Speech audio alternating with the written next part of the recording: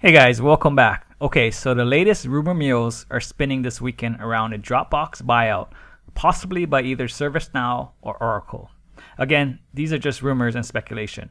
Hence, please take this information with a grain of salt.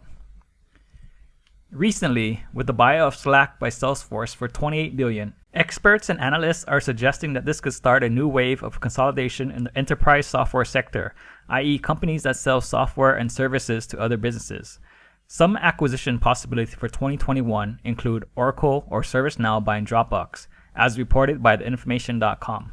By the way, on an interesting note, in January, theinformation.com also predicted that Slack would be acquired in 2020. Thus, they do have some credibility on this prediction. Even so, does this actually make sense for either company? Yes, if you look at the reasons why Salesforce bought Slack, basically they needed another way to grow sales. Since work from home had sped up the remote working market, it was crucial for them to offer other products to keep their customers in one ecosystem. Think of Apple and its sticky ecosystem. Here, ServiceNow or Oracle could add Dropbox to its network of enterprise cloud software and platform business. Dropbox has a huge retail customer business with a growing enterprise customer base. Hence, the additional Dropbox products would be a great complement to either ServiceNow or Oracle's existing business. So with that said, should you buy it now, hold it, or sell it? Well, here, since we are investors, not market swing traders or speculators, we must dig deeper into Dropbox. By the way, if you find this video helpful, please smash the like button and hit subscribe.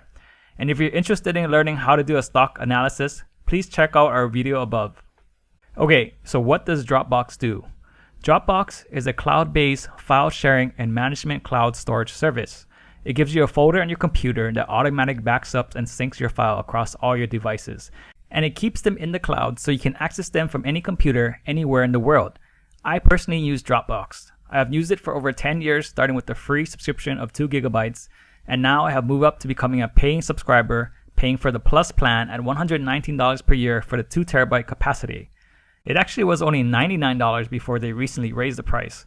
However, the product is so good that although I'm not happy with the price increase, I'm willing to pay this because I use it every day for my personal and work file management and storage needs. Going into step 2, Dropbox has a very strong business model. It has grown dramatically since 2007 and now has a massive platform with over 600 million registered users and 550 billion pieces of content stored within their ecosystem and 15.25 million paying customers. Their main competitors include Box, Google, and Microsoft. However, I find that Dropbox has a better product because it is simple and the interface is very user-friendly. Thus, I would say the product is very sticky because I would definitely not switch to another platform such as Google, which I find very clunky. In Q3, Dropbox generated revenue of $487 million, reflecting a 14% year-over-year increase. Earnings per share came in at 26 cents per share, easily beating the 19 cents per share forecast. Additionally, the operating margin reached an all-time high of 23% in the quarter as compared to 13.1% in the prior quarter. As for average revenue per customer, it came in at $128.03, up from $123.15 in the previous quarter. Although it was a pretty good quarter, the stock fell 5% because investors had expected a larger earnings beat given the favorable work-from-home conditions. Going forward, management expects to generate over $1 billion in free cash flow and plans on reducing expenses further. Looking at the valuation, we compare Dropbox with its direct competitor Box. Dropbox price recently popped in the buyout rumors and will likely jump higher on Monday morning. As of Friday, it is currently trading at $22.49. It has an EV to EBITDA value of 14.8 based on 2021 forward estimates. However, it's only expected to grow 10.6%. We prefer it to grow faster than its EV to EBITDA multiple. Therefore, both Dropbox and Box is slightly overvalued from a price perspective, but they both have good free cash flow yield, which is a good sign of its solvency.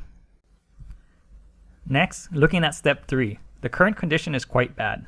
COVID cases are rising every day and millions are unemployed and there is no stimulus in sight.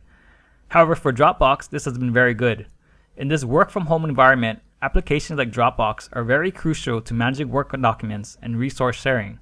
Thus, Dropbox was able to grow sales and generate a profit. Next, step 4. Internally, Dropbox has been focusing on adopting a virtual first work model. It recently began offering new premium features such as Dropbox Password, which allows users to store and sync password across all devices.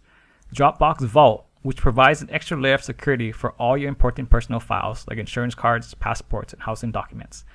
Automatic computer backup, so you can easily sync folders on your PC or Mac. Dropbox Family Plan, so you can easily create digital hub for your loved ones. They also implemented new workflow application for business customers, including seamless integration with third-party apps and paperless signing using their HelloSign products. These new features should help improve customer retention and increase sales growth.